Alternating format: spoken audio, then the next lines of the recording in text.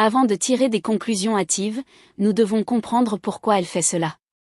Le maire, un homme d'âge mûr et respecté, prit la parole. Jacques a raison.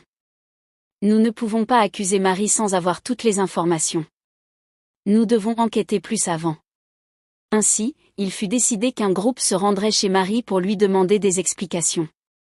Jacques, accompagné de Marguerite, Étienne et quelques autres villageois, se mit en route vers la petite maison en bordure du village. Marie les attendait sur le pas de sa porte, son visage marqué par la fatigue mais aussi par une résolution tranquille. Elle les invita à entrer, et après quelques moments d'hésitation, les villageois acceptèrent.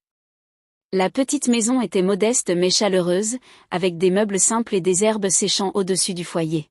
« Marie, » commença Jacques doucement, « nous savons ce que tu fais la nuit au cimetière. Les enfants t'ont vu, et maintenant tout le village parle. Nous avons besoin de comprendre pourquoi tu utilises cette eau. » Marie soupira et s'assit près du feu.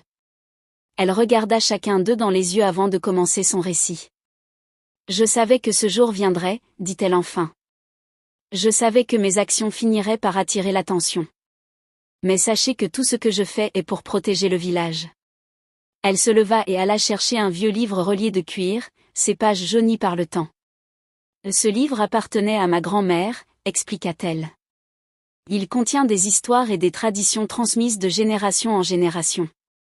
L'une de ces histoires parle d'une malédiction ancienne. » Les villageois se penchèrent en avant, captivés par ces paroles. « Il y a longtemps, une terrible maladie s'est abattue sur notre village, » continua Marie. « Les gens mouraient par dizaines, et rien ne semblait pouvoir arrêter cette épidémie. Jusqu'à ce que ma grand-mère découvre un rituel de purification impliquant l'eau du cimetière. » Marie tourna les pages du livre jusqu'à ce qu'elle trouve une illustration de la fontaine du cimetière, entourée de symboles et de notes en marge.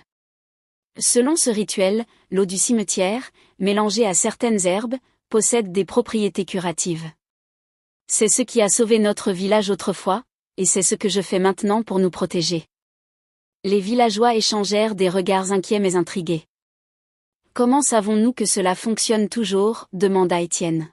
« N'oubliez pas de liker, de commenter et de vous abonner à la chaîne pour ne rien rater de nos histoires. » « Nous ne pouvons pas le savoir avec certitude, » admit Marie. « Mais je ne peux pas ignorer les signes. Depuis la mort de Jean, j'ai ressenti une présence, un avertissement. Je ne fais que suivre les traditions de mes ancêtres pour protéger notre communauté. » Les paroles de Marie plongèrent le groupe dans une réflexion silencieuse. Jacques, sentant l'inquiétude parmi les villageois,